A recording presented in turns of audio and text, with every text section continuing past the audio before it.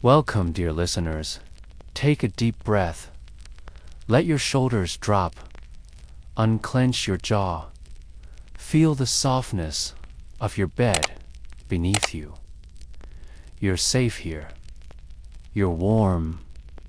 Let the gentle rhythm of your breath guide you inward, in and out, in and out. Let the thoughts of the day drift like wood smoke curling above a hearth, slow, soft, silent. Our story tonight begins in a hollow, forgotten by time, tucked along the edge of a quiet forest, curved like a sleeping animal beside a slow-winding river. There lies a village called Silent Hollow. Here the air always smells faintly of moss and ash, of green things growing, of fire long cooled. And here lives an old man with silver hair and gentle hands. His name is Halwin, is a glassblower. Each night, long after the rest of the village has gone, still, he wakes before the moon reaches her highest peak. He lights the small forge in the side of his cottage, not with a flint, but with an ember saved from the night. Before, tucked inside a nest of ash like a secret heartbeat, you hear the gentle whoosh of fire catching in dry wood. The crackle begins low, then grows into a warm glow that lights up the entire room with flickers of orange and gold. You smell pine sap melting and feel the warmth gather along your chest and arms, comforting ancient, steady. The glass Halwin makes is not ordinary glass. It is forest glass made from the ashes of fern and beechwood, from sand sifted by his own fingers, from minerals gathered under the full moon. And when it glows, when it softens under flame, it becomes something like a dream held in his hands. Tonight, he is making beads, tiny spheres, smooth and glimmering, each one the size of a lentil, each one clear but just slightly tinted green from the iron-rich ash. Some say these beads carry whispers of dreams. Others believe they capture the breath of sleeping trees. Halwin never says. He only smiles and breathes through his nose as he rolls molten glass on the end of a hollow pipe, spinning it gently, so slowly, until it shapes itself under his will, until it sings softly in the fire's sigh. Outside, the leaves murmur like lullabies in the breeze. A low owl calls once, then goes silent somewhere deep in the woods. A fox pads over soft earth, what in the glassblowers, cottoned and still. Halwin dips the end of his rod into powdered color. Tonight, it's deep cobalt. Tomorrow, it might be amber, or the soft violet of crushed elderberries. He spins again, lets the color stretch through the clear glass like a ribbon in water. Then he pinches the end with tongs, snips it clean, and places the bead into a bed of warm sand to cool one bead, one breath, one dream. In the days of old, When Silent Hollow was younger, these beads were traded far and wide, worn by nobles in velvet halls, sewn into tapestries in candlelit keeps, hung around the necks of knights on their way to crusades, because it was believed they brought calm to the mind, like rain on thatched roofs, like pages turning in candlelight, like the hush of moss beneath your feet. Halwin doesn't sell them anymore. He places them in a wooden bowl by his window, and in the morning children leave little tokens for him: a pino cone, a feather, a wildflower with its roots still damp. In exchange, they take a bead, and sometimes, if they listen closely at night, they say they hear the bead whisper their name. The forge hums a low, endless sound, like the purr of sleep when it settles deep in your chest. Halwin hums with it, a tune no one remembers, and even he doesn't know the words. Okay. His hands work as if they've done this in another life, in another world. Each bead a piece of something remembered, a memory pressed into glass outside the river, murmurs over round stones. The stars above shift slowly, softly, the way you shift under warm blankets, finding your most comfortable position, sinking deeper and deeper as your breathing slows. In the corner of Halwin's workshop, an old wooden cabinet holds his rarest creations, not for trade, not for sale. These are beads that shimmer with colors not found in daylight.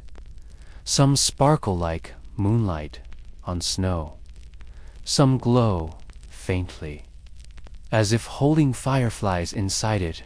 Is said he made them during a comet's passing, or when the northern lights danced so low they kissed the tops of the trees. One such bead, smooth and dark as ink, rests in the curve of a curled birch leaf. It is said to hold the memory of the first fire Halwin ever made. And if you held it in your palm in the quiet just before sleep, you might feel a warmth that isn't yours, a warmth that soothes the bones and hushes the mind. Tonight, Halwin finishes 12 beads. He cools them gently, one by one, then closes the lid of the sand bed, leans back in his wooden chair, and lets the glow of the forge bathe his face. He listens to the night, the trees, the water, the silence.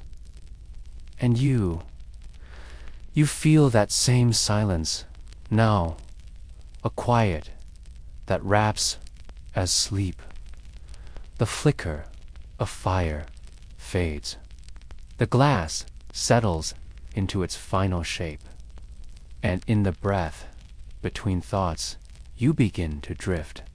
You are warm, you are safe, and the dreams are waiting. Let your breath move like water, slow and sure. Let your limbs feel heavier now, safe, calm, supported by the quiet weight of the night. The forge's glow dims to embers, and Halwin gently closes its little iron door. A puff of smoke curls upward threading into the wooden beams above and drifting through a tiny window cracked open to the cool night air. Outside, the wind has turned slightly colder, but only just. It carries the clean scent of wet earth and the faintest edge of wood smoke from distant chimneys. Halwin turns toward his workbench lays, his tools down on a folded cloth, careful, quiet, as if they are sleeping too. Then he picks up a bead, still warm, glassy green with a swirl of blue that moves faintly. When, tilted, he turns it in the candlelight, his eyes reflecting a soft sadness, or maybe a memory. There was a time, long ago, when glassblowers were thought to be part alchemist, part magician, to take ash and sand, melt it with breath and fire, and turn it into something that sings with color. People believed it was a sacred act, a whisper to the divine, a form. And in Silent Hollow, long before Halwin, the forest glassmakers were keepers of dreams. Children would write their dreams onto scraps of bark, tie them to the alder trees, and once a season the glassblower would gather them, burn them in a quiet ritual, and from the ashes craft a bead for each.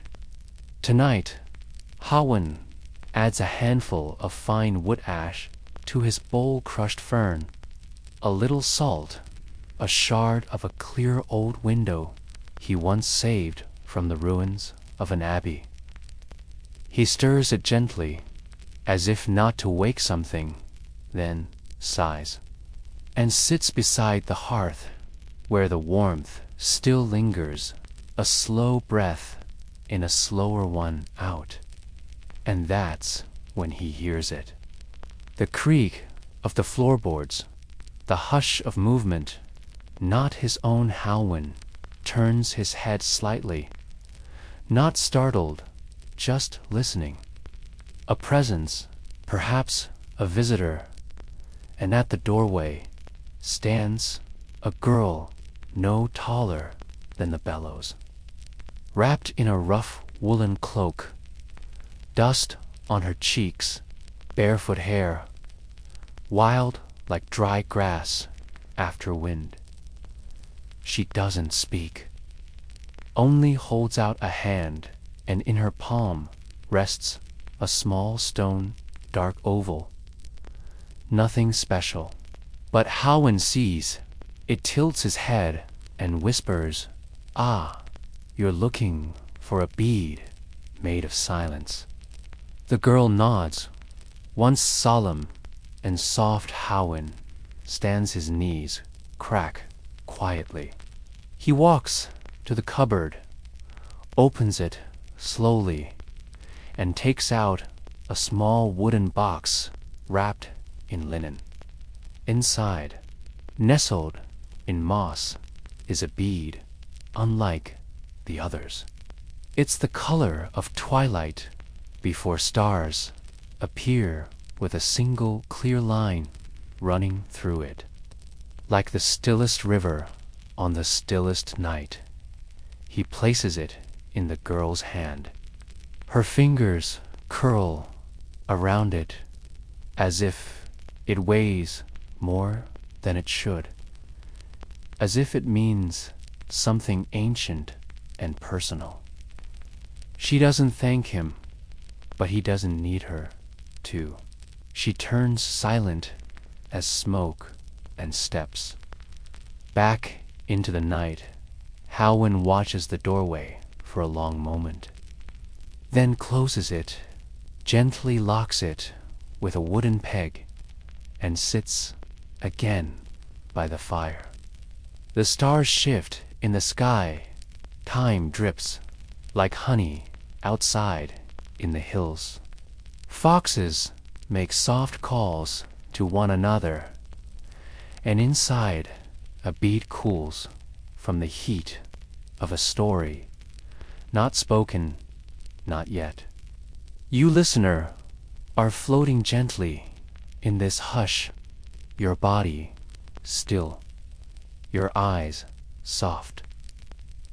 The edges of the world beginning to blur like ink in water glass is fragile, but also strong. It remembers the heat and holds the shape it's given. So does the mind. Tonight, you are holding a shape of quiet, a vessel of calm, a smooth sphere where nothing is sharp or hurried. Imagine it in your palm, warm, smooth, with a tiny swirl of blue like sleeping sky. Turn it slowly. Let your breath follow the curve. In and out begins to hum. Again, his hands move without thought, muscle memory, a dance learned long ago. He dips another rod into the fire, draws up a new gather of molten glass, and turns it slowly, slowly. Like the wheel of the moon turning above you, watch with half-lidded eyes, feeling as though you too are spinning, not fast, not dizzy, just suspended. And in that warmth, in that rhythm, you begin to slip further into rest. The kind of rest that holds not just sleep, but restoration, a binding of soft light around tired thoughts, a gentle hush upon the shoulders. You are safe in this workshop, with its soft glows and ancient dust with a scent of pine and fire, with Halwin's steady breath nearby. Outside fog begins to curl along the riverbank, shrouding the village in silver. And inside, a bead cools quietly, awaiting the dream it will carry. Settle in, now let your breath fall like a feather. Feel the weight of your body grow softer, as if you're slowly sinking into the gentle folds of a velvet night. Let each exhale carry away the day and allow this quiet place to hold you. Our story tonight continues by the glow of the dying embers where Halwin's workshop sighs into slumber. Yet the flame in his furnace still hums with purpose. He hums, too, a lullaby known only to his fingers and to the flame, a melody without words, older than the language of men, carried once by monks who believed fire could sing. His breath guides the molten glass, long and steady. He turns the rod, gently shaping the orb, without rush, without need, each movement a meditation long ago. Glassblowers in the forest used ash from bracken and fern for bracken, rue where nothing else would. On soil too thin, too poor for wheat or barley, and from it came the clearest glass, the kind that shimmered like water in moonlight tonight. Halwin's peace is becoming something rare, a bead not for barter but for memory, a name not spoken aloud in many seasons but etched into the rhythm of his work. He remembers her hands, her laughter in the echoing kill hall. How she shaped swirls into beads that caught the light, just so Marlena, the way her braid always smelled of cinders and mint. The way her voice softened when she read aloud from scraps of parchment left behind by monks who once called this valley home. Halwin closes his eyes only for a moment, lets the heat touch his brow, and feels her there, not as a ghost, but as breath in the warmth. A memory gently folded into the flame. The bead cools, slowly turning from glowing amber to a deep ocean, green rimmed with silver like frost on moss. He sets it beside the one he gave the girl, a pair now twin echoes of lives held quietly in glass. Outside, rain begins to fall. Not a storm, but a hush of velvet drizzle that kisses roof and stone stream. And leaf, it taps lightly at the windows. A rhythm older than language, more comforting than song. Halwin leans back, his chair creaking softly. He listens. Once, in the old days, some believed glass could capture sound, hold it inside, as though a laugh or a word might echo forever if only the bead was blown. Just right, he liked that thought, that somewhere in one of his beads, Marlena's laughter might still ripple like wind on still water. You, dear listener, may hold such a bead now in your thoughts, smooth and round, deep as twilight, cool to the touch, but warm in meaning. Imagine it turning in your hand, reflecting the dim light of lanterns. Soft shadows dancing around you, the sound of rain wrapping you like a blanket in the workshop. Halwin begins to as a ritual of closing. He folds the cloths, arranges the rods, sweeps the ash from the floor into a quiet pile, each movement simple, repetitive. Anchored in peace, he opens the small back window, just a crack to let the night in. The air smells of moss and rain and riverstone and carries. The faint chirp of a night thrush deep in the woods. Beyond the trees, where the lanterns end, there is a path, and down that path a pilgrim walks tonight. A man in brown wool, staff in hand, carrying a small pouch of coins and a letter sealed with wax.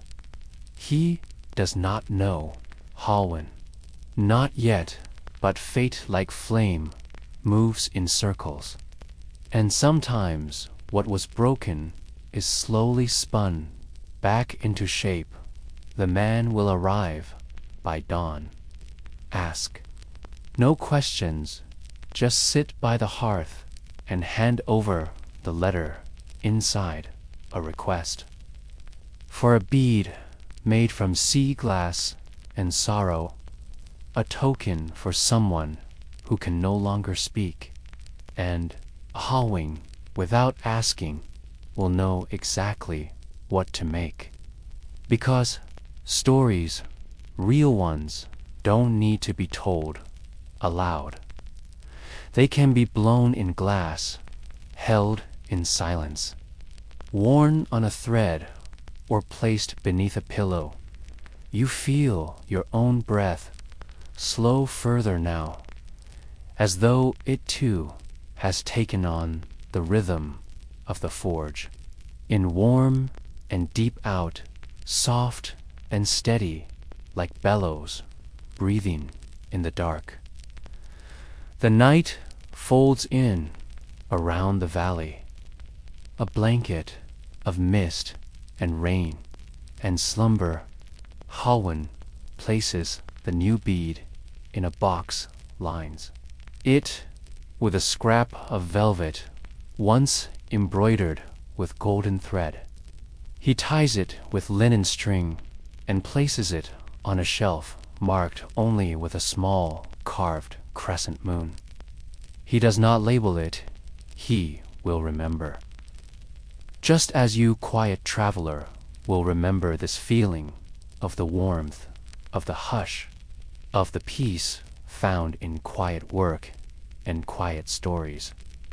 You are almost asleep now, floating between thought and rest, held by the same gentle silence that fills the workshop, the flame size, but does not go out, and Halwin sits beside it, watching the rain trace tiny rivers on the window pane. Let your eyes grow heavy. Let the corners of your mouth soften into rest. Sink once more into the hush of our tale, like stepping barefoot into a soft bed of moss. At dusk, the story waits for you, calm as the river, gentle as breath on glass. Our night continues just before dawn. Cobblestones gleam beneath the lantern glow, and in the east, a pale blush rises slowly behind the hills. The pilgrim steps into Silent Hollow. His boots are worn smooth laces, tied and retied the soles, remembering every hill and turn. He carries a satchel, its leather, cracked but strong, and within it a letter sealed in burgundy, wax, a name written in looping script. Halwin. He does not knock at first. He stands at the gate, listening to the glassblower's world. Breathe in the early light. Somewhere, a kettle simmers, soft, hissing warmth. A bird chirps, once then, again, clearing its tiny throat before the day begins. The pilgrim's hand hesitates on the latch, not from fear, but from reverence, as though he's about to enter a sacred space, not of stone or incense, but of molten light and memory. He steps inside. Halwin is already awake. He sits near the cold hearth, a simple robe wrapped around his shoulders, a bead turning slowly between his fingers, deep green with a ripple of blue at its center. The two men say nothing for a while, only nod. Then the pilgrim unwraps the letter, places it gently beside the bead on the table, as if it were made of porcelain or spun sugar. Halwin opens it carefully, the wax crackling softly as it breaks. He reads in silence. The candle beside him flickers, casting golden pools across the grain of the table. The letter is from a woman named Elira, a name Halwin remembers dimly, like the echo of a bell rung long ago. She writes of her sister, Mira, who could not speak but loved color, loved the way sunlight struck stained glass in old chapel windows, How she used to hold bits of broken bottles to the sky, pretending they were jewels. Myra is gone now, and Elira, in her grief, asks Halwin to make a single bead clear, but with a thread of violet, a color Myra once called her favorite without saying a word. The request is simple, but it sits in Halwin's chest like the weight of a river stone. He looks to the pilgrim, who nods and says, "Only," she waits. Not in words, but in the tilt of his head, the quiet strength of one who has carried sorrow gently. Halwin rises, adds wood to the hearth, strikes flints to steel, and breathes life into the coals. The furnace wakes slowly as the village does, stretching in golden warmth. Glassblowers of old believed that to begin a piece, one must first whisper their name to the flame, a way to bind the soul to the work. Halwin does this now, though his voice is nearly soundless. Elira, Myra, Violet. He begins to melt the sand, mixes in ash and chalk, adds a pinch of ground amethyst from a jar wrapped in silk. The result, a molten drop, the color of morning mist, touched by bloom. He rolls the glass, twists it gently, adds just the smallest loop of silver thread, barely visible unless the light catches it just right. He works slowly with reverence, each motion smooth, measured, like strokes of a lullaby brushed into the air. The pilgrim watches, not intruding his eyes, tracing the curve of the flame, the curl of smoke from the crucible outside the mist begins to lift, revealing dew-soaked fields that shimmer as though the world has been dipped in liquid glass. Halwin finishes the bead, places it on a smooth stone to cool, and sits back with a sigh, not of fatigue, but of release. The pilgrim stands, bows slightly, and takes the bead in both hands. He does not speak. There is no need. In a moment, he is gone back down the path, his boots already wet with meadow grass. Halwin remains, the warmth of the flame brushing his knees. He sips tea from a simple clay cup, listens to the creak of beams above, and feels something unspoken settle in his chest. Not pride, not sorrow, but peace. Peace like the surface of a pond, untouched by wind.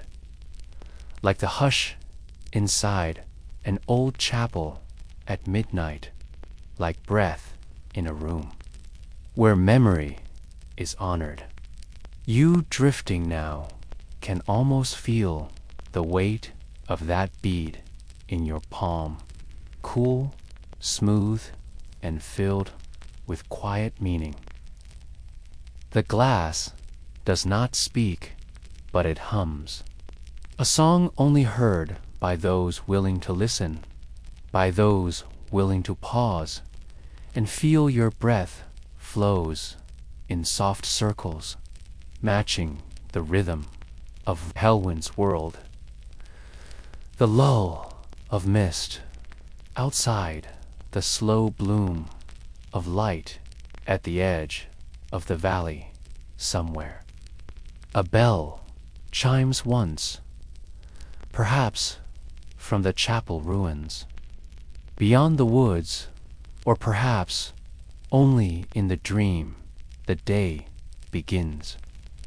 But you do not need to rise. You may rest here, in this moment, with the story still cradling you. Gently let your thoughts float like dust in sunbeams. Let the warmth hold you like the hands of a friend who needs no words. Our glassblower, our quiet valley, wait here for you, always. Settle deeper into the hush around you. Let your shoulders soften, let your jaw unclench, and your hands grow still. The candlelight in your thoughts flickers, gently drawing slow circles against the walls of your mind. Tonight, we return to the quiet world of Halwin, the glassblower, as the seasons turn like pages in a worn book. Our story now floats into midsummer, when the valley breathes warmth with every breeze, when the meadows sway with golden grasses and Silent Hollow prepares for its oldest tradition, the Festival of Threads. In the days of the early kingdoms, before maps bore the name of every hill, villagers believed that threads of fate hung in the sky, visible only on one night of the year. They would gather to light lanterns, tie colored strings to oak branches, and walk barefoot across the fields, offering whispered hopes to the stars in Silent Hollow. This tradition lives on, though simpler now. No grand feasts, no heralds, only the hush of tradition and hands that remember. Halwin has prepared. He has shaped beads all week, not for sale, not for trade, but for giving. Each bead carries a story, a fragment of light, a glint of the past. The green one with tiny golden dots is for the baker's daughter, who dreams of studying the stars. The pale blue swirl goes to a retired blacksmith, whose hands still remember the rhythm of the forge, though his hammer now rests beneath ivy in the shed. The deep violet, one a sister to Mira's bead, waits for the town's midwife, who once helped Halwin's mother in the still. Hours of a snow-covered morning, as the sun dips below the trees, Halwin walks toward the village square. A soft linen satchel across his shoulder, its contents clinking like wind chimes wrapped in cotton. Children run past him barefoot, their laughter ringing like silver bells. Their hair smells of meadow grass and river mint. They carry ribbons and feathers and bits of wool dyed with crushed berries. The sky deepens, shifting from gold to rose to the violet blue of twilight. Lanterns are lit one by one, each cradling a tiny flame, as if the stars have come down to listen. The villagers begin to arrive slowly in twos and threes, carrying their own offerings. Threads to tie words, to whisper memories, to release. Halwin stands beside a long wooden table, its surface worn smooth by time and weather. He lays out his beads, lining them in rows. Like dewdrops on a spider's web, people come quietly, some with smiles, some with quiet tears. They choose a bead, no payment, just a shared look, a nod, a breath. The tradition, as old as the hollow itself, is this. You take a bead from Halwin, and in return, you offer a thread, a memory, a wish. You tie the thread, and you keep the bead. The old woman with the violet shawl offers a strand of hair from her. Mother's brush, the tanner's apprentice, brings a loop of leather from his first finished saddle. The healer ties a thread dipped in lavender oil, its scent drifting like a lullaby on the breeze. All the while, Halwin watches, not with pride, but with stillness, as if each offering settles something inside him, a stitch in the quiet fabric of who he is. By night's height, the field beside the square is filled with threads strung between trees and fences and old wagon wheels. They flutter in the warm breeze, catching lantern glow, each one telling a story only the wind knows how to read. Halwin walks among them, his fingers brush the threads as he passes, soft touches, as though greeting old friends. Then he pauses in the center of the field. There is a thread, unlike the others, almost invisible silver, so fine it could be spider silk. It hangs from the branch of an elder tree, and beneath it rests a bead.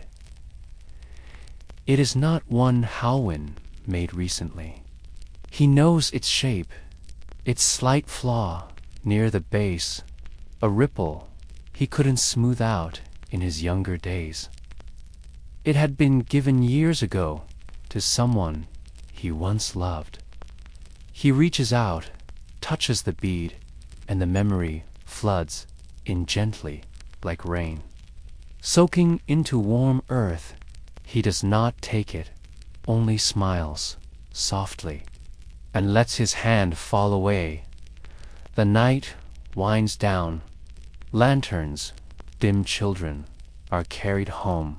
Half-sleep, threads, dance in silence. Halwin returns to his cottage, his satchel light, his steps slow but sure. He places the few remaining beads in a clay bowl and sits beside his furnace, which glows only faintly now, a heartbeat of embers. He sips cool tea, watches the steam rise, and listens somewhere an owl hoots once, then glides away into the trees. Inside the hush is perfect, the kind that settles in rooms where many stories have been told and none need to be explained. You resting now may imagine the threads swaying outside each one, whispering softly in a language older than words. Let that hush hold you. Let it gather around your shoulders like a warm woolen shawl spun by patient hands.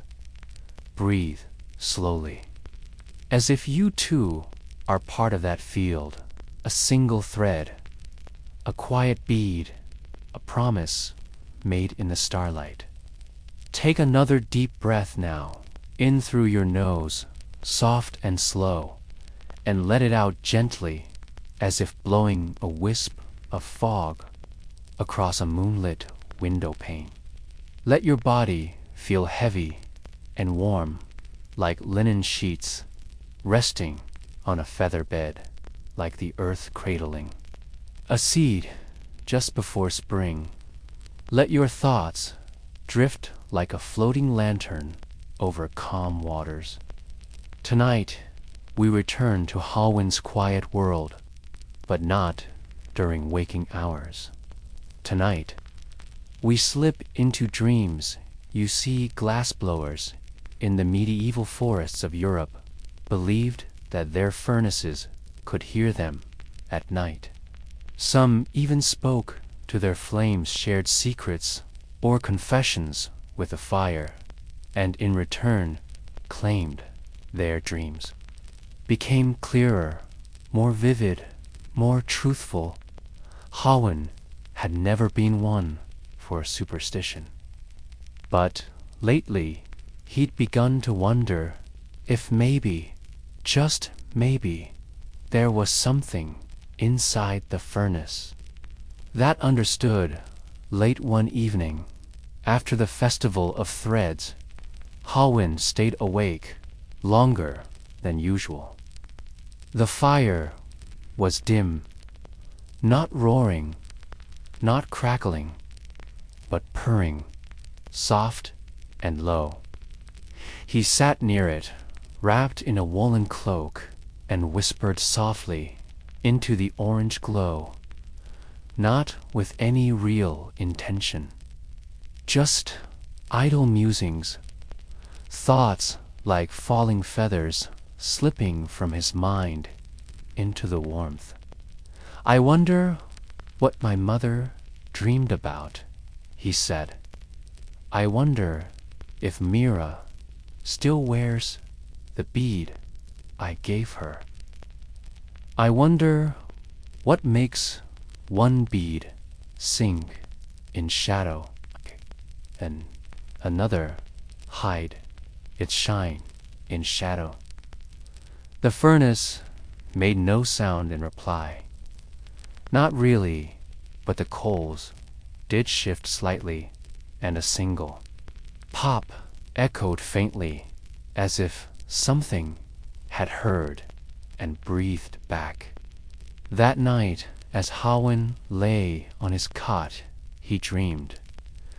But not just any dream. This one felt different. He stood in a vast forest, tall pines rising like cathedral pillars. Moonlight fell in beams. Touching glass shapes hung from every branch. Some were orbs, some tiny animals, some shaped like raindrops or stars or bells. The wind moved through the trees, and with it each piece of glass sang a note, a hum, a memory. Halwin walked slowly beneath them. His breath rose in soft clouds. His boots made no sound on the mossy floor. He came to a clearing where a forge glowed gently, not roaring, not bright, but warm, inviting, as if made of old stories and gentle laughter. Beside the forge stood a figure not clearly seen, neither man nor woman, neither young nor old, but cloaked in silver-gray robes and eyes that shimmered like glass marbles. The figure spoke, but not aloud. The words settled into Halwin's chest, like warmth, like understanding. You shape what you remember. The voice said, but memory is not always truth. Halwin stepped closer. Then, what is it? I shape, he asked, emotion. The voice replied, longing, hope, regret, wonder. The fire reads your heart more than your hand. He looked down, and in his palms appeared a single bead, unfinished, cloudy, its core swirling with light. You have not made this one yet, the voice said, but it waits for you. Halwin opened his mouth to ask more, but the dream began to thin, like fog lifting from a riverbank. The forest faded, the forge dimmed, and the glass song became the soft ticking of morning sparrows. He awoke, not startled, but with a calm so deep it felt like a blanket had been placed around his thoughts. He sat at the edge of his bed, bare feet on cool stone eyes, still full of dreamlight. Then he rose, lit the furnace, and began to work. But not from sketches, not from memory. This time, he worked from feeling. He let his hands move as if guided by wind, or music, or something half remembered from childhood. The glass took form, gently, curving inward. Then, outward, a bead, larger than most, not grand, no swirl, no gold flecks, just clear glass, shaped like a tear, or a breath, or a question. He cooled it, wrapped it, and placed it in a wooden box, lined with the softest cloth he could find. He did not know who it was, for only that it was ready. That night he slept again beside the furnace, and dreamed of rivers and rain, and faces blurred with joy. And as he rested, the fire inside the furnace shifted slightly, sending one small puff of air through the chimney like a sigh or a whisper. Outside, the wind stirred the grass gently. The moon traced the rooftops of Silent Hollow, and somewhere in the valley, a nightingale began to sing. Let your breath fall into rhythm, now soft and even, like the sway of tree branches under a twilight breeze. The night wraps itself gently around your thoughts, and each moment drifts. Like a leaf on a quiet river, no effort, no rush, only stillness. As you lie here, let your mind wander back to the cobbled streets of Silent Hollow, to the warm glow of Halwin's little workshop, and the furnace that spoke in sighs and sparks. It was the first chill morning of early autumn, when the bells at the edge of town rang softly, not for alarm, not for mass, but for a traveler. The villagers paused at their doors, turned their heads, and watched as a figure arrived, cloaked in deep blue. Hood pulled, low boots, dusty from long roads. The traveler moved with a quiet grace, as though walking through a dream. And though no one spoke to them directly, all knew where they were headed, to Halwin, to the glassblower inside the workshop.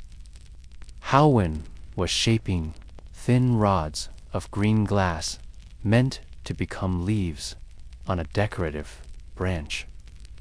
When the door opened, the traveler entered without knocking and stood quietly for a moment, letting the warmth of the room settle over them like mist. Halwin looked up, not startled, but curious. The traveler lowered their hood.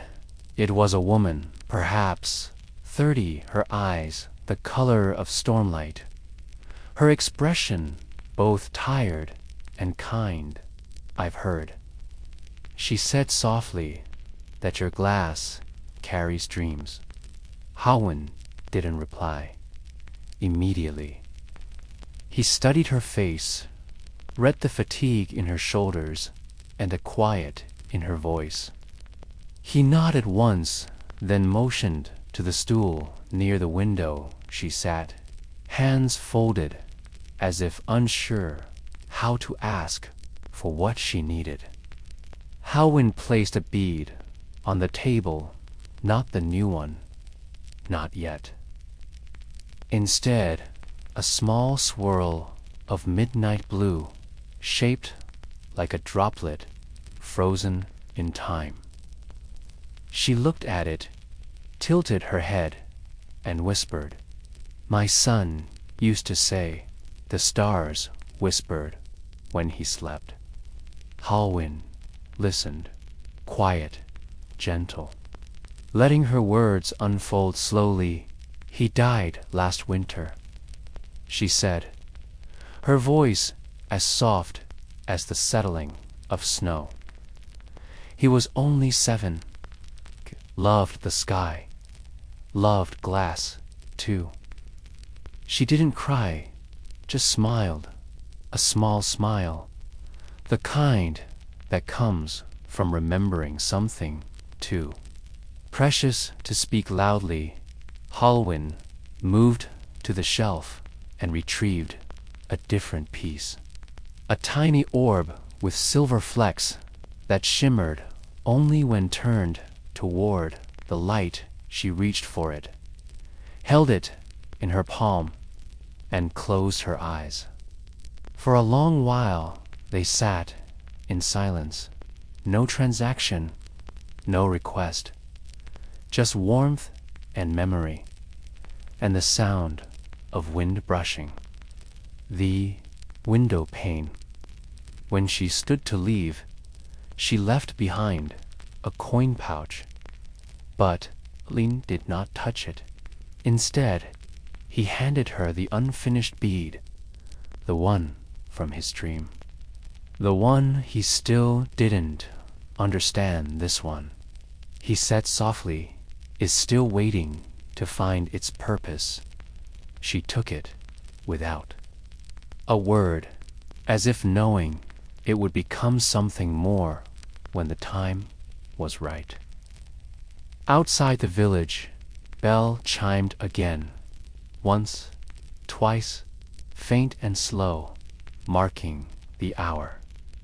And just as the woman passed beyond the gate, a sound floated from the hill, a bell, clear, delicate, not a church bell, but a small handbell, the kind used long ago by herbalists to announce their arrival in town, or by messengers carrying word through foggy valleys.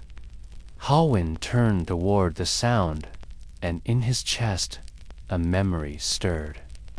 He had heard that bell before, as a child in his mother's hands, when she would summon him for dinner, or call him in from the forest's edge.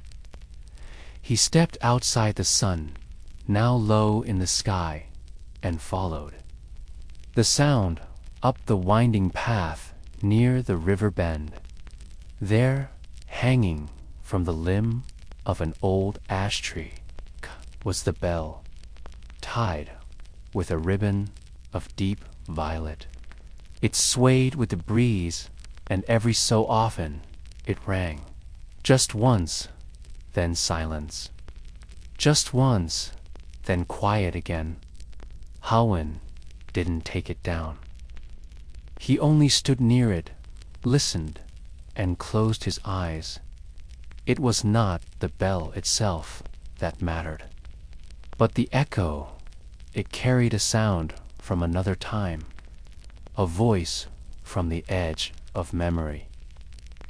That night he returned to his furnace and, for the first time, did not light it. Instead, he sat in the dark.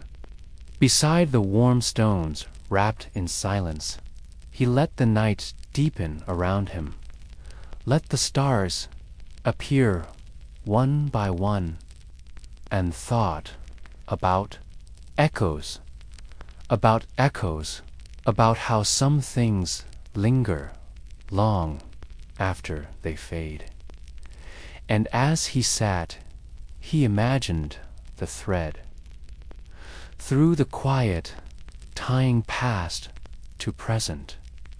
Outside, the river hummed its low lullaby inside, Halwin finally slept, not with dreams, but with calm, as deep and steady as the forest roots beneath his village.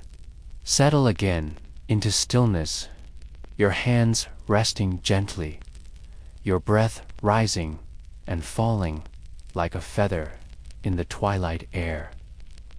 There is no hurry here, no weight, only warmth, and the soft hush of your thoughts slipping gently away. Tonight, we return to the little village by the river, to the sleeping hills of Silent Hollow, where the sky is velvet and the stars seem to lean just a little closer. Halwin awoke before the sun, not with urgency, but with purpose, a sense that something was asking to be shaped, not with hands, but with memory. The dream from the night before clung to him, soft and indistinct, like the trailing edge of mist through the trees. There had been a bell, but also a voice and the whisper of fire that spoke his name. He rose, not lighting a lantern, letting the dim blue of pre-dawn guide his steps in the workshop. The furnace still held a soft warmth from the day before, like a sleeping animal breathing slow. Beneath, Halwin placed a hand on the bricks and waited. No spark yet was near. He sat beside it, knees drawn, head resting against the wall, and listened. There was a silence in that room so complete. It felt like a lullaby waiting for its melody. Then a sound, not of the bell, not of the river, but of wind moving through narrow glass tubes. A hum, barely there, like the first note of a lullaby played on air. Halwin opened his eyes. A single bead on the work table was vibrating, not violently, just trembling, as if aware of something he could not yet see. He reached for it, the unfinished one. The bead he had given to the traveler, but found again on his bench, without knowing how it pulsed softly in his palm. No glow, no heat, just rhythm. Halwin felt the breath of his mother in it, the stories she told, the ones about forest spirits that lived in smoke and ash. Ho, whispered through hollow reeds and granted dreams to those who dared listen to silence. A quick la. He stood, lit the furnace, not quickly, but as a ceremony. The bellows creaked, slow and low. The fire caught its orange glow, licking the shadows gently from the corners of the room. Halwin worked, without sketching, without plan, his hands guided not by vision, but by feel. He melted a small gather of forest glass, a mixture of wood, ash, and sand, tinged faintly green from the potash. The color reminded him of leaves under shallow water, of spring mornings in the marsh. He blew the first bubble gently. Let it grow like a breath held just beneath the surface.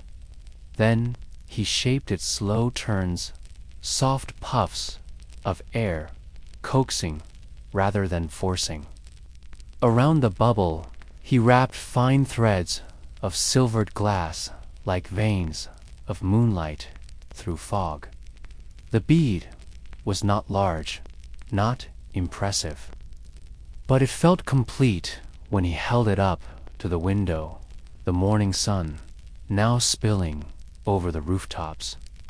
He saw not his reflection, but flickers. A child laughing, a woman weeping, a bell swinging, and a fire glowing deep in a forest he had never walked. It was a memory bead. Not one he had made, but one that had made itself through him. Outside the village stirred children, chased each other along the lane. A baker opened. His shutters, the blacksmith's hammer, struck the first iron of the day. But inside, Halwin stayed still, holding the bead, breathing slowly, feeling the pulse of the fire within it, the dreams of others, the echoes of the past.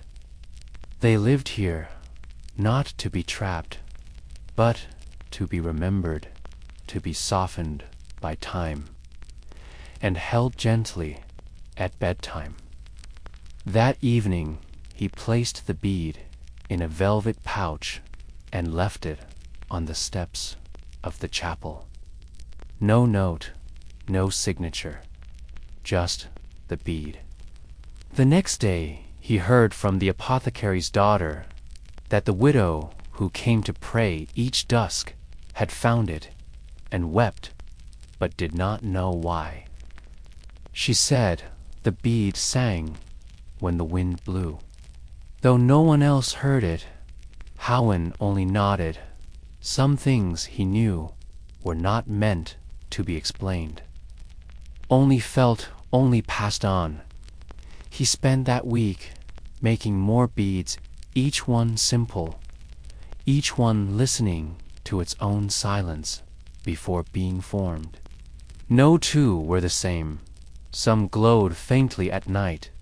Some gave off a scent like pine or smoke. Some made small tones when turned in the palm. He didn't sell them, didn't display them. Instead, he left them one by one on windowsills, on doorsteps. He called them dream echoes, and soon the village began to dream more deeply. Children slept through storms. Elders smiled in their sleep. And even the mayor, who had not dreamed in decades, said he woke once with the scent of lilacs in his nose and tears on his cheeks. No one asked Halwin directly, but everyone knew that the glassblower in his quiet shop at the end of the lane was shaping more than just ornaments. He was shaping stillness, memory, soft places for the heart to rest. And as autumn deepened and the leaves turned bronze and gold, the beads began to hum just a little louder when the wind moved right. When the stars came out, the fire in Halwin's furnace glowed longer each night, not with heat, but with purpose. A whisper in the flame, a lull in the dark. A glassblower at peace. Let yourself rest a little deeper now, your breathing soft, your limbs growing lighter like leaves, slowly drifting down through warm twilight air. There is nothing you need to do, no place to be, except here within this quiet story, held like a pebble in your palm, smooth, warm, and perfectly still. Story continues beneath a sky streaked with pale lavender, the kind of sky that tells the birds to hush and the trees to soften their sway In Silent Hollow, the nights were growing longer, and the glassblower's dreams deeper. A breeze slipped through the shutters, cool and smelling of river stones and damp leaves. In the breeze, he heard something, not words, but melody, a sound not made by voice, but by movement, like the hush of silk across a wooden floor when he awoke. The bead on his nightstand was glowing faintly, a warm pulse, not bright, but rhythmic, like the quiet heartbeat of an idea yet to be spoken. He carried it to the riverbank, where the stones were smooth and the reeds tall enough to rustle like dry parchment. There he sat, cross-legged, placing the bead gently in a nest of grass. He waited, not expecting, just listening, and there it came a whisper, soft and curling like smoke. No louder than the rustle of cattails, but it was there, a voice that wasn't quite a voice, a song that wasn't quite music. It told him of the old hollow, a grove deep beyond the edge of the known forest, where the first forest glassmakers once worked, not with tools, but with breath alone and fire fed by moonlight. He had heard the tale before, yet only as a bedtime story. Yet now it felt like a summons. That evening he packed a pouch of finished beads, each cradled in wool, each humming faintly to itself. He wore his warmest cloak, lined with rabbit fur, and tucked a small lantern. Into his belt, the wick scented faintly with rosemary and thyme.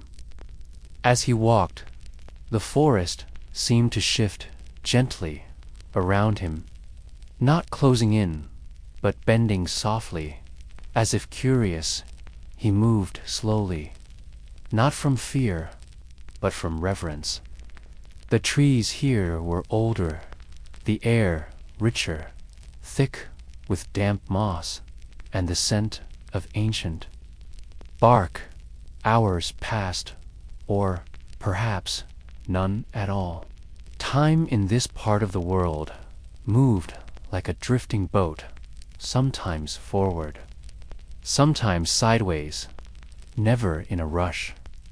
Then a clearing, circular, perfectly so, and empty but for a single raised stone at its center, not carved, not marked, just resting.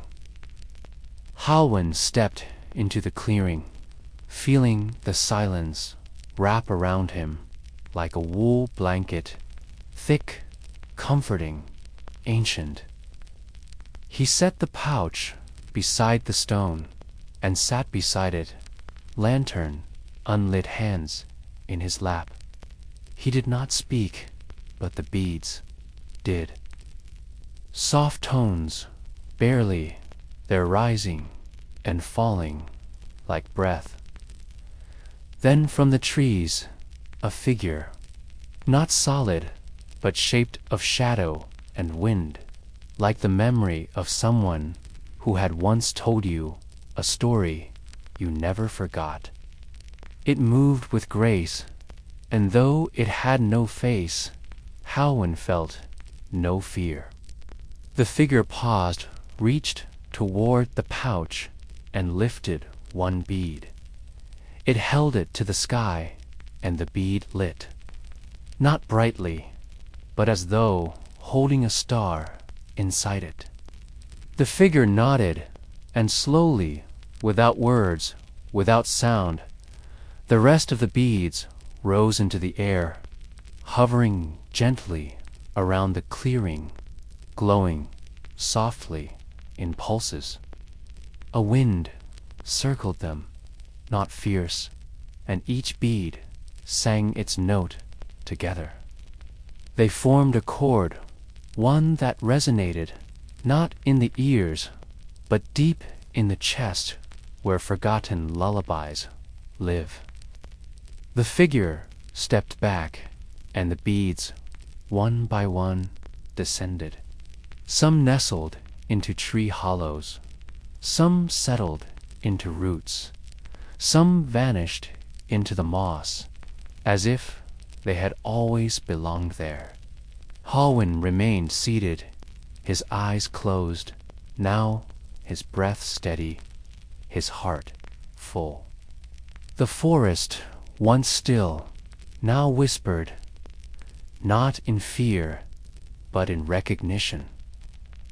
The old hollow had accepted the beads, and in return left him with something. Not an object, not even a word, but a knowing that stories are not only told. They are shaped with fire, with breath, with silence, and with care. When Halwin returned to the village, the stars were beginning to fade into the pale blush of morning. He didn't feel tired, though he had walked all night. He felt lit, like a lantern warmed from within. He returned to his workshop, not to make, but to rest, for now the story was still. The beads had found their voices, and Halwin, for the first time in many years, slept without dreaming, just breath and warmth and the gentle ticking of the cooling furnace beside him. Outside, the wind carried the faintest note, like glass chiming in a faraway tower. The hollow was no longer silent. It was singing. He made more, each one different. Some smooth, some fluted, some clouded with a swirl like mist, trapped in amber. He did not stop to eat nor to rest, but he was never tired. The work, for the first time, felt like part of something larger, something circular, like a breath taken in and let out again. The villagers began to notice, not right away, but slowly, quietly. A child who wore one of the new beads found he no longer woke from his night terrors. Instead, he dreamed of foxes running through starlight. An old woman who kept a bead beside her hearth claimed her fire never went out, even on wind-struck nights. A shepherd hung one from his staff and swore. The crows stopped following his flock, and Halwin, he said, nothing, only smiled with a softness behind the eyes, as if he too had stopped fearing the long shadows. At the end of the day, one evening, a knock at his workshop door. It was the baker's boy, holding a torn satchel and wide eyes.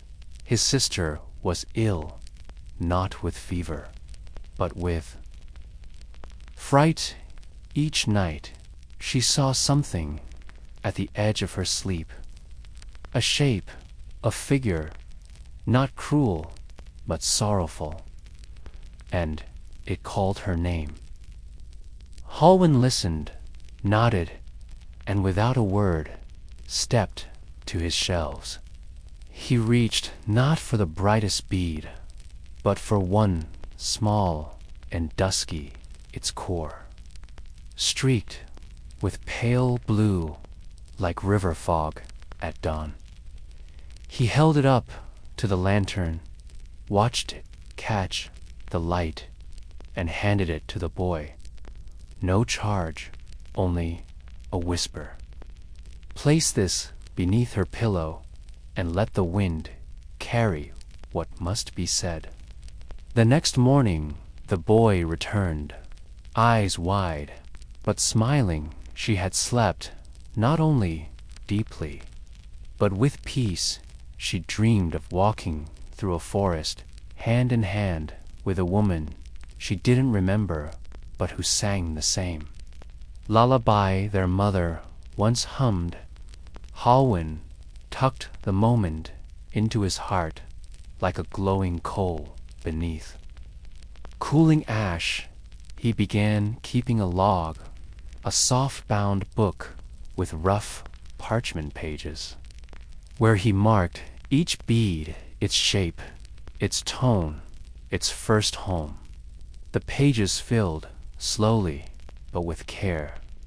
Each entry a prayer, each ink stroke a thread woven into something vast and invisible. One night he sat alone again by the river, watching moonlight catch on the glassy surface. He held a bead in his palm, this one not made by him, but found it had washed up just before sunset, resting atop the silt like a message returned. It pulsed faintly, not in greeting, but in memory. He closed his eyes and for a moment felt the forest around him again. Felt the clearing, the circle of stones, the wind that knew his name. The hollow was still there. Not lost, just waiting. Not every night was meant for work. Some were meant for remembering. The bead warmed in his palm, and Halwin, the glassblower, let out a breath so deep it echoed in the chambers of every bead he'd ever made. A lull, a silence. Then the faintest chime, a sound only dreams could hold. And in that hushed silent hollow slept again. Take a moment to settle your thoughts. Let the weight of the day melt from your temples.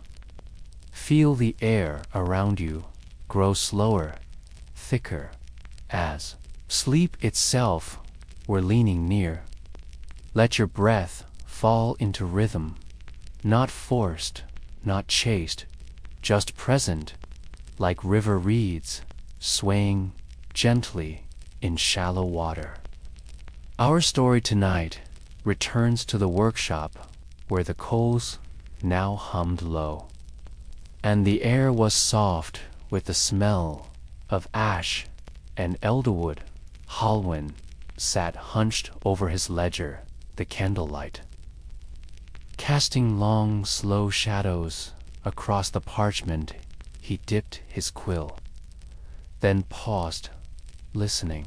No footsteps, no voices, only the occasional creak of timber as the building shifted with the cool night air. Each name he wrote, each bead described, was done with care, as if the letters themselves could carry the bead's breath. He wrote not only what they looked like, but what they sounded like when tapped, what they smelled like when still warm, and sometimes what dreams they whispered.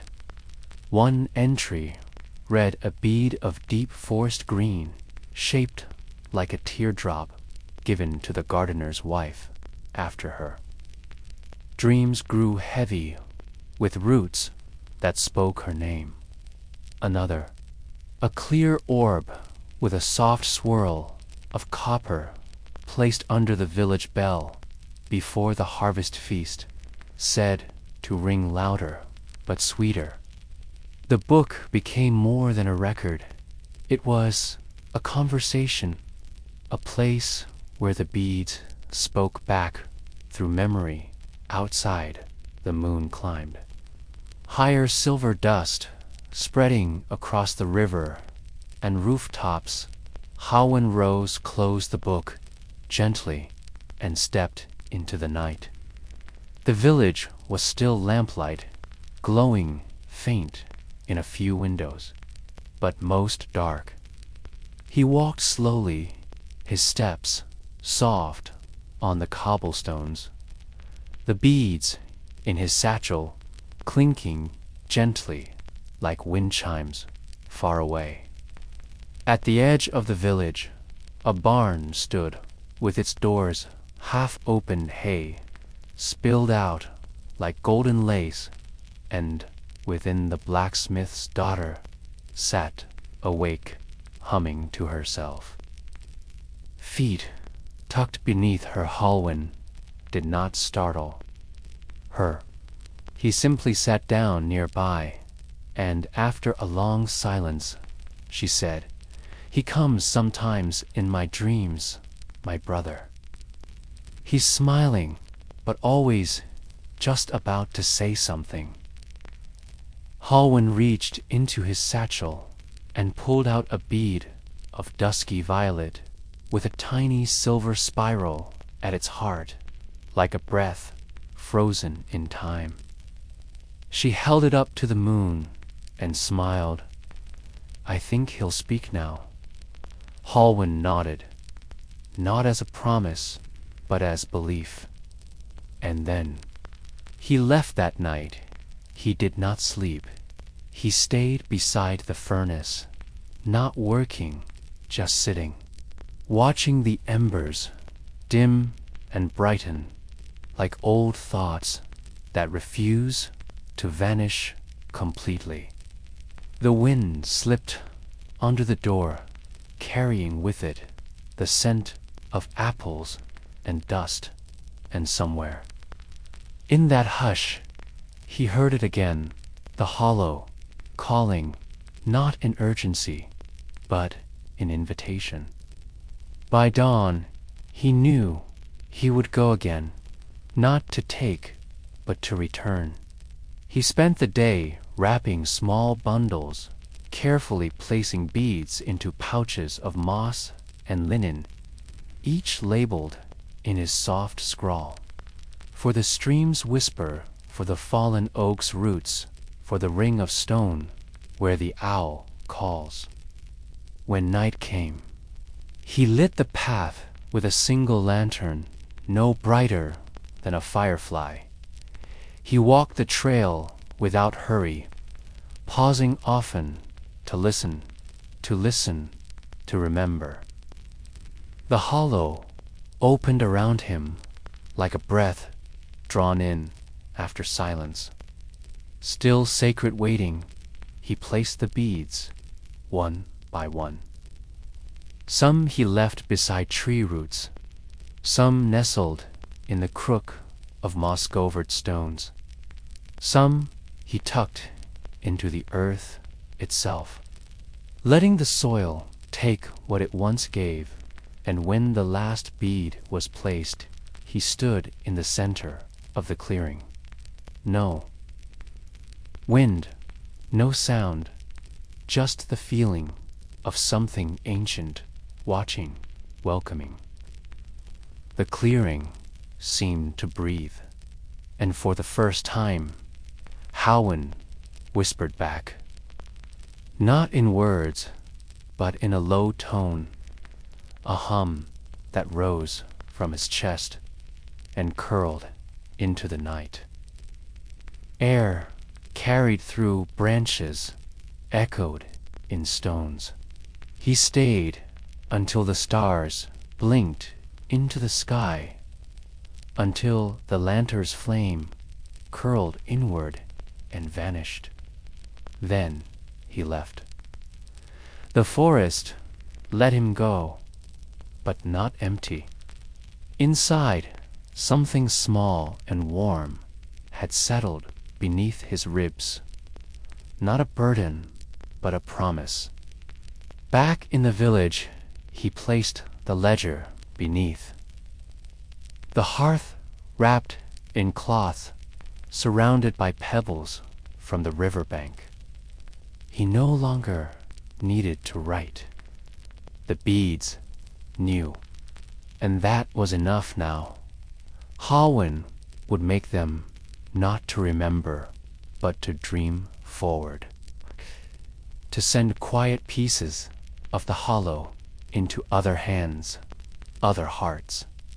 Each bead a whisper, each gift a lullaby.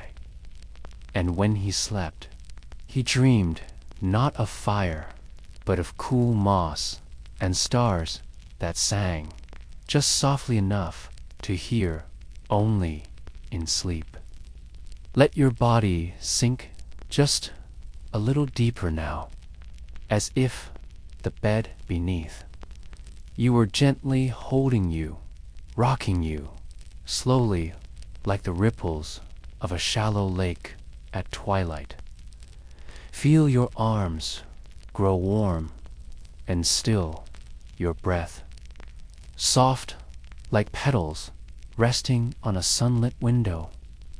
Our story continues in the cool hush of late spring, a season the village called the time of gentle bloom every year, when the buds unfurled on the apple trees, and the frost was only a memory, a small celebration unfolded in Silent Hollow.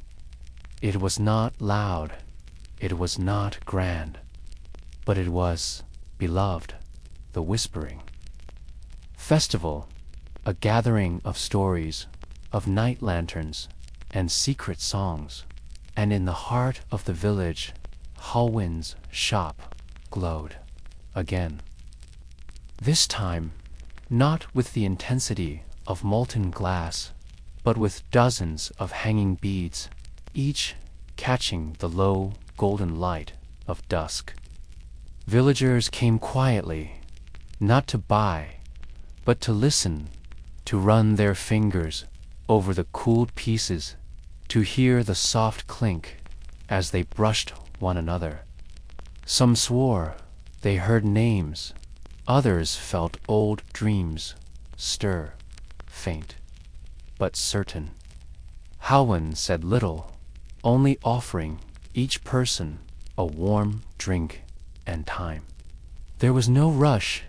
In the hollow children sat, cross-legged, near the hearth, nibbling warm honey bread, while elders shared quiet tales of things lost and found again. The mayor, a round woman with a voice like velvet, held up a sky-blue bead. "It smells like my grandmother's shawl," she whispered, and Halwin nodded. That night, the sky was clear. The stars spilled across the dark like scattered seeds. And in the village square, the people hung strings of glass beads between trees, on fences, on low stone walls. The wind moved softly through them, carrying faint sounds like lullabies from a forgotten time. Halwin watched from the edge. He didn't need to stand at the center anymore. The beads carried his story, now one whisper at a time. The little girl from the riverbank came to him wearing a crown of wild violets, her hands cupped a bead of swirling amber. "It sounds like bees dreaming," she said with a giggle, and Halwin laughed, a sound soft and full.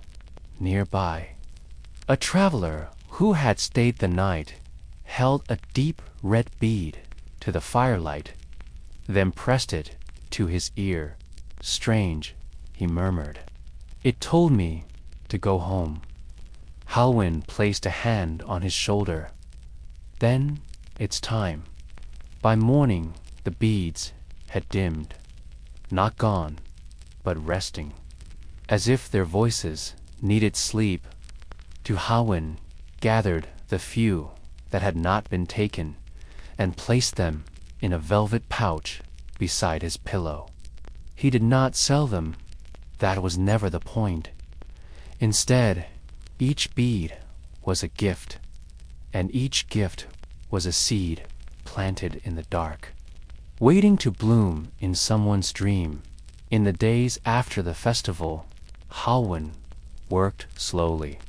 He began using a new kind of sand brought from the edge of the sea, given to him by a passing sailor.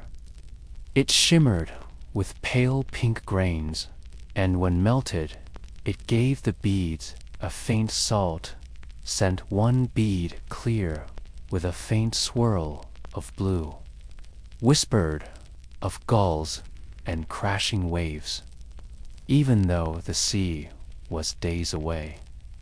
Another, faintly green and shaped like a droplet, smelled of tide pools and driftwood. Halwin called them ocean whispers and gave them to those who longed for journeys they had not yet taken.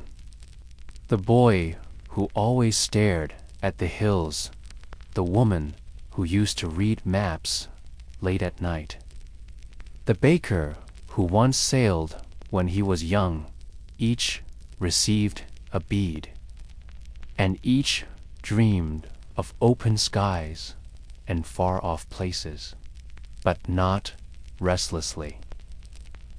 The beads didn't create ache, they created peace, with waiting and patience, with longing.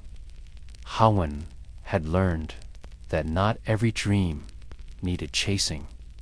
Some dreams simply needed a place to sit, to breathe, to be, and that, he thought, was enough.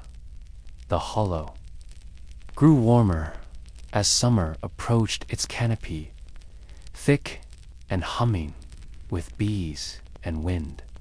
Halwin visited often now, sometimes to gather materials, sometimes just to sit on a moss and listen. The hollow never spoke in words, but its silence said plenty. Sometimes he would leave a bead hanging from a low branch, and by morning it would be gone, taken perhaps, or absorbed or cradled by the hollow itself. Either way, he never asked for them back. They belonged to the forest now. And so the story of the glassblower, not smaller, but more woven into the world around him. He no longer needed recognition or thanks. He needed only the sigh of the bellows, the warmth of the coals, and the cool shape of glass in his palm. Halwin had become not just the maker of beads, but the keeper of hush, the craftsman of stillness. And every night, as the river murmured by, and the wind played soft tunes through the hanging strings of glass, he would fall asleep, listening to dreams not his own, but gently made with his hands. You are resting now, floating in warmth, as if a soft blanket of moonlight were drawn over your shoulders. Each breath flows slower, each muscle softer, as the rhythm of sleep folds around you, like fog along a quiet lane. Let your thoughts trail behind you, like footprints in the sand, fading gently until there is only the story, only the hollow, and the man who listened to fire. Halwin's hands grew slower in the summer months, not because he aged, but because the glass began to tell longer stories. Each bead now took time, not from his clock, but from his spirit. Some days he would sit before the furnace for hours, shaping nothing, just watching the way the heat danced. And how the glass changed without protest, he began whispering to the flames. Not in words he understood, but in rhythm. Like breath meeting breath, the villagers didn't notice at first, but soon they began to say that the glassblower's shop never smelled the same twice. One day it smelled like rain on stone, the next like freshly peeled oranges. Then one night, like pages of a book unopened for 100 years, people came not to speak but to breathe. Halwin called it echo glass. He no longer made pieces for show or trade. Instead, he crafted emotion beads that captured the memory of a sigh, the joy of finding an old coat that still fit the stillness of a meadow. No one had walked in years. He gave them freely, and those who received them slept better, laughed softer, listened more. Word of this reached beyond the hollow one morning. A scholar arrived from a faraway city. She wore robes dyed with madder root, and carried a journal of pressed flowers. I have heard of the dream beads, she whispered, and I have not dreamt in years. Halwin studied her face, saw the absence behind her eyes, and nodded. He reached beneath his workbench and removed a bead shaped like a curled feather colored like dawn through frost. He handed it to her without a word.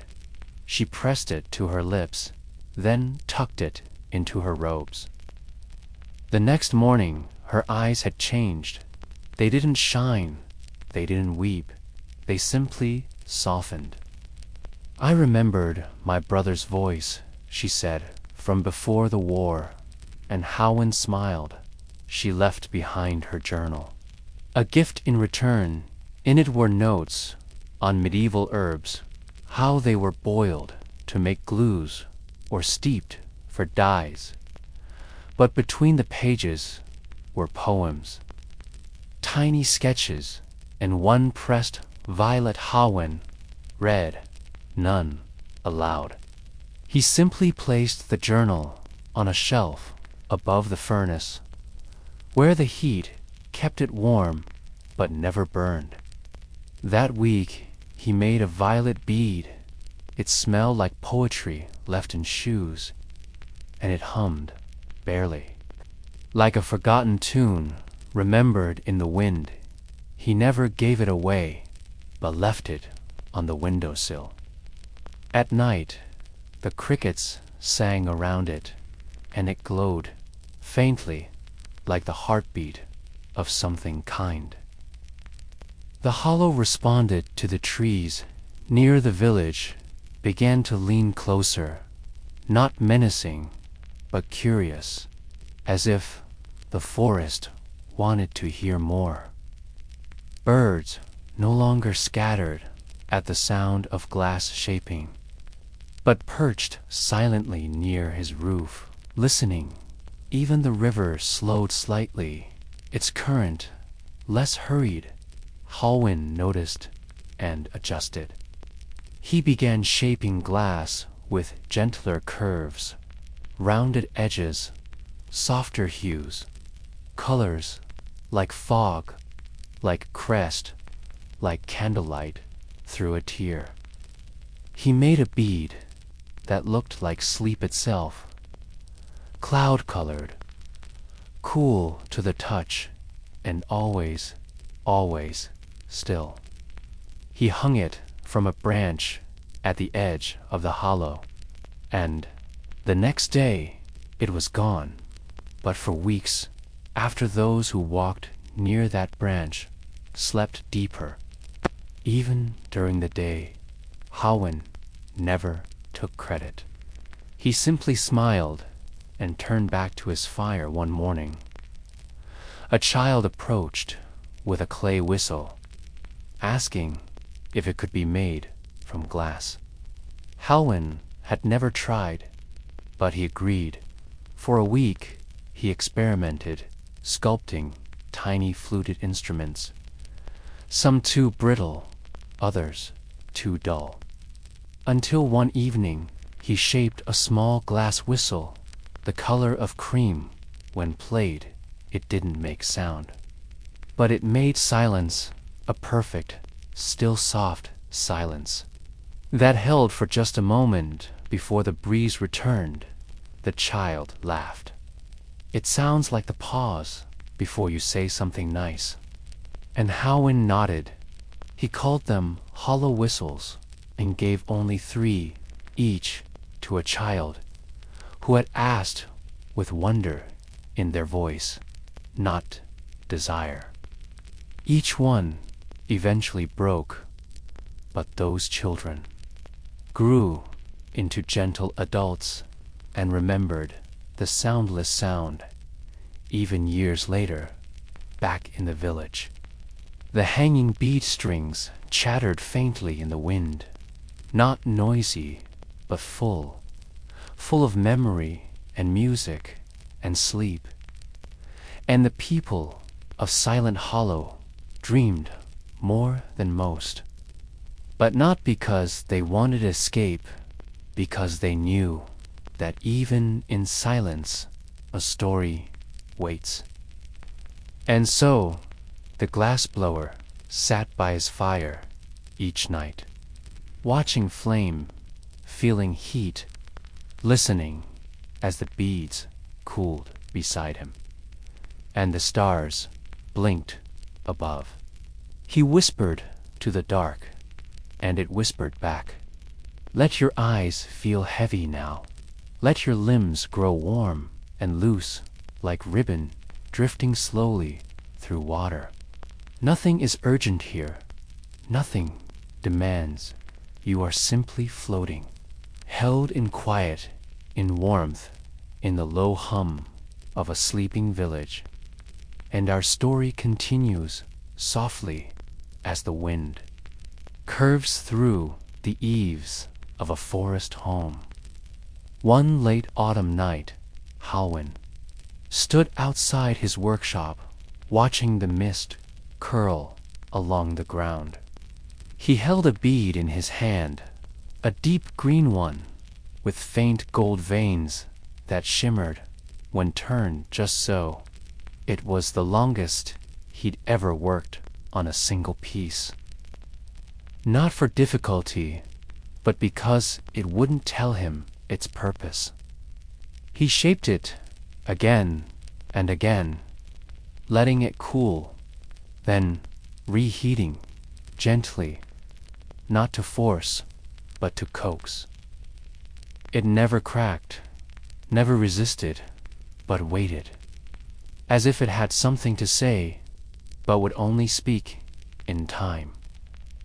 And now, after weeks, it pulsed faintly in his palm. He closed his fingers around it and listened. There was no sound, but he felt the air shift. Not around him, but through memory, a woman's laugh, soft behind a wall of time. The crunch of snow under boots that no longer existed. The creak of a door once opened with hope. The bead held all these echoes, but didn't reveal them fully. It merely reminded him they were there. Waiting, he walked to the river's edge, where the fog clung low over the water. He placed the bead gently on a flat rock and left it. He didn't look back. The next day, a traveler passed through. She was wrapped in a blue wool cloak, her hair woven with silver thread. She paused by the river, eyes drawn to the bead, but didn't touch it. She sat beside it, closed her eyes, and stayed for an hour.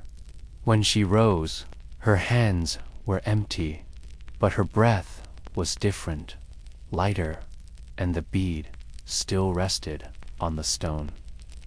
That night, Halwin shaped a new kind of glass, not for holding or wearing or even remembering, but for listening. It was a bowl, clear, thin as breath, etched with faint swirls that caught firelight like ripples. When you leaned over it, you could hear not voices, but feelings. The hush of relief, the hush of longing, the hush of something finally understood. He called it the listening bowl, and he never made another. He placed it beneath his bed, not to hide, but to rest with it. Near over time, Halwin's beard grew silver, his hands slower, but his eyes remained sharp. He still walked the village, still listened to the wind, still made beads when the fire called him. But now he made fewer each season, and people came not for the beads, but to sit in the shop, to hear the crackle of the fire, to feel the hum in the walls, to be near the man who once turned silence into sleep. The shop itself seemed to know its age. Floorboards softened, not from rot, but from use. Walls leaned in slightly, as if listening. Windows clouded, not with dirt, but with memory. And outside, the branches of the nearby elm reached over the roof, offering shade. One winter night, Halwin stood by the hearth, holding a final bead. It was no larger than a lentil, clear as morning dew. He had shaped it with eyes closed, guided only by feel and by breath. He placed it inside a small pouch and tucked it into the drawer beside his bed. Then he sat in his favorite chair, curled a wool blanket around his legs, and listened. The glass chattered softly in the rafters. The fire hissed gently, and somewhere outside an owl called once. Halwin closed his eyes, not from exhaustion, but from peace. He did not drift into sleep that night. He walked into it fully, calmly, as if returning to a place he'd known before birth. In the morning, his fire had gone cold, but not out. A faint warmth remained, like the end of a lullaby. The villagers found him still seated, smiling faintly, his hand resting on the armrest, as if he were about to say something gentle. They did not cry. Instead, they gathered glass beads from every corner of the village, stringing them from house to house, tree to tree, so that when the wind blew, the hollow sang softly, peacefully, with the sound of dreams made real. They called that winter the season of stillness, and each year after, on the same night, they lit lanterns filled with beads, letting the soft clinking echo down the lanes, not loud, never loud, but full of warmth and thanks, and the story of a man who listened to flame and gave the world a place to rest. Let the room grow quiet now. Let your shoulders release. Let your breath come slow and sweet. Feel the hush of the world like a blanket of snow, softening every thought into stillness. Because our story, our gentle dream, continues in the seasons after. Halwin's passing the village did not forget. The workshop stood its door always open, never locked, never clanged. Inside, the hearth remained cold, but never dusty, as if warmth still passed through unseen children would peek inside, tiptoe over the worn floorboards, and swear they could hear a whisper, not words. Just breath, like a sigh, resting between glass and flame. And then, one spring morning, the flame returned. Not lit by hands, but by timing. The sun reached just so through the front window and hit a tiny lens left in the windowsill. That light curved, danced, and found an old bit of kindling in the hearth. It smoldered, then caught. A single flame blew at its heart. It flickered once, then held. When the villagers found it, they didn't panic, they didn't rush, they simply placed a small bowl of river water. Nearby, as Halwin had always done and watched that evening, an old woman brought a bead from her grandmother's chest. It was one of Halwin's early pieces, cloudy, rose pink. With bubbles trapped like laughter, she sat by the hearth, held the bead to the fire, and smiled. The next day another came, and another. Some brought beads, others brought silence. And soon the workshop was a place, again, not of making, but of resting. A space between breath where nothing needed to happen, but everything could by summer. They began to call it the Ember Room. No one lived there, but it was never empty. On quiet nights, you might hear the wind lift through the chimney, and it would sound like the gentle notes of a lullaby played on strings of fire and ash. One night, a traveling storyteller arrived in Silent Hollow. She was tired, her voice raspy, her boots worn thin. She asked for nothing, just wandered to the ember room, drawn by the faint glow inside. She stepped through the door, and the flame grew tall. Not wild, but welcoming. She sat on the bench by the wall, took a deep breath, and began to hum. The notes she sang weren't of words, but of moods. Soft green hills, quiet morning rain, the hush before a snowfall, and the flame seemed to hum back. The villagers watched, not speaking, just feeling.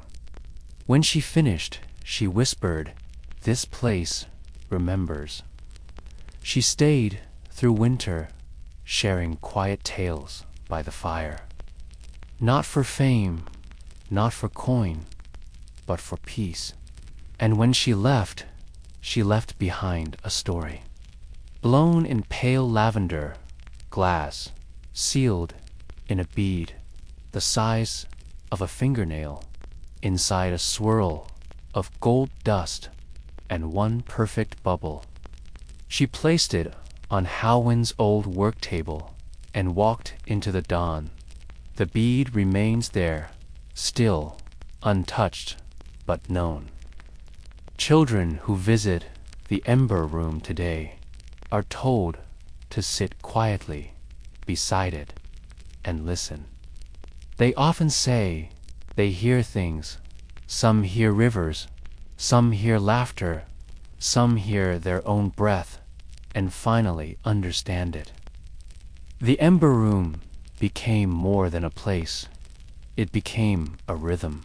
People began bringing small pieces of their own making, tiny carvings, woven thread, pressed flowers between glass, not to show, but to leave, as if the room could hold them gently, and it did. The glassblower's magic wasn't just in fire. It was in attention, in patience, in knowing that silence can be a gift. If you listen long enough, a whisper becomes a story, a breath becomes a memory, and stillness becomes music. They say, now when someone can't sleep or feels lost, they walk to the edge of Silent Hollow, where the trees lean inward and the moss glows faintly at dusk. There, beneath the twisted elm, is a path, not marked, but felt. It leads always to the Ember Room, to the glass that hums, to the warmth that waits. And sometimes, on windless nights, when the moon hangs low, you can hear the soft clink of beads strung through the trees, each one a note in the lullaby of Halwin's Hollow, a place where every ending is simply a softer beginning. Take one more deep breath, feel your chest rise and gently fall. Let your hands rest, let your eyes soften, and let the quiet wrap around you like the gentlest wool. Because tonight, our story begins to close, not with a door, but with a drifting breeze. In the early morning haze, a boy named Eli wandered into the Ember Room. He had heard the tales from his grandmother about Halwin, about the beads, about the fire that never truly died. He was curious, but quiet. He stepped in with bare feet, so he wouldn't wake the dust. He had with him a single object, a smooth stone, with a crack shaped like a lightning bolt, a stone he'd found the day he first felt brave. Eli sat beside the furnace, the flame small but steady, and he whispered to the fire, not a question, just a thought. I wonder what it feels like to be made of glass. The flame didn't flare, but a soft shimmer passed over the coals. And then, from the side of the workshop, the old bellows sighed. Once, startled Eli, but gently, like a dream beginning. He placed the stone on the work table and leaned in. He didn't touch anything else. He didn't move carelessly. He simply watched, and the flame grew a little taller.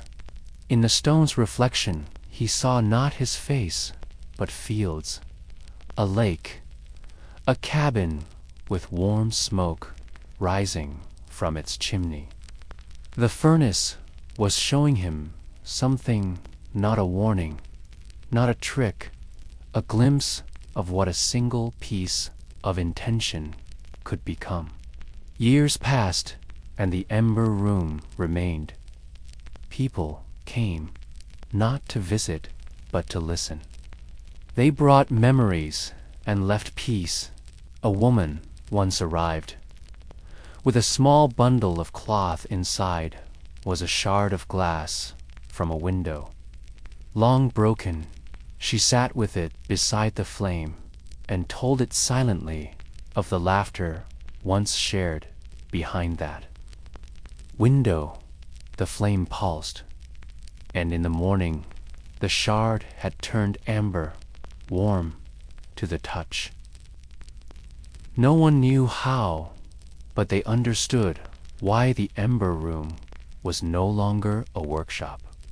It was a dreamkeeper, a hearth of hushes. Eli returned often, each time bringing something smaller, a feather, a button, a thought.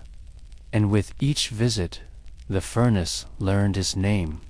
When he came of age, he did not become a glassblower, not as Halwin had been. But he did learn to listen, to color with silence, to speak through warmth, to hold without holding. And on one autumn evening, as the leaves whispered against the wooden walls, he lit the fire with his breath, alone, not with flint, not with spark, just breath, and it burned steady. People said he smiled just once, then stepped outside, leaving the Ember Room glowing like dusk in every window. That was the beginning of what came to be called the listening craft. Not quite glassblowing, not quite storytelling, but something quiet between. It spread slowly, as all soft things do, through villages, through forests, carried by those who needed peace more than applause. They brought with them beads, not for barter, but for sharing, each one holding a hum, a kindness, a patience. In time, Silent Hollow faded from maps, but not from memory, because the glass remained. Sometimes, on long journeys, a traveler will find a single bead tied to a tree branch or resting on a stone ledge with no note, no name. But when held to the ear, there's something there, not sound exactly, but presence. And those who listen, truly listen, feel it like being held, like being remembered, like standing before a fire with no need to speak, no pressure to move, no fear of the dark. Just warmth, just hush, just home. Some say the Ember Room still stands, not in one place, but wherever stillness finds shape. In a barn loft, in a hollowed oak, in a corner of a quiet kitchen where the kettle hums, wherever a single light flickers gently. Wherever someone has chosen to pause, there you will find the dream of the glassblower, a flame that does not burn but soothes. And in that place you may find not Halwin, not Eli, but something of them. Their patience, their quiet joy, their glass-thin hope, drifting softly like ash that never falls. So now, as you rest a little deeper, as your breath becomes the tide gentle and sure, the story finds its softest ending, but not with noise, not with finality. Just a hush, a flicker, and the weightless drift of a dream gently arriving. Outside the hollow, there are still places where the old ways linger, not in books, not in museums, but in people, quiet people. A woman who sings to her teacups, a man who mends lanterns without charging a coin, a child who lines their windowsill with smooth stones. Each one chosen not for shape, but for feeling. They do not speak of Silent Hollow. They may not know the name, but in their bones, in the hush, between heartbeats, they carry the ember. And that is all it takes. One breath, one still hand, one moment when you choose not to rush, and suddenly you are beside the furnace. You do not see it, but you feel it, that warm glow behind your thoughts, like a candle in a hallway you forgot existed. And in that light, you remember the beads, tiny, but heavy with meaning, soft to the touch, like raindrops that have stories to tell. Perhaps one of them is yours. Perhaps one waits for you somewhere just out of view, under your pillow, or neath the floorboard, or hidden inside the curve of your own breath. And should you find it, should you ever feel that faint clink of glass against your palm, do not ask what it means. Do not search for the lesson. Just hold it, just listen, because that's what Halwin did. That's what Eli learned, and that's what the fire always wanted.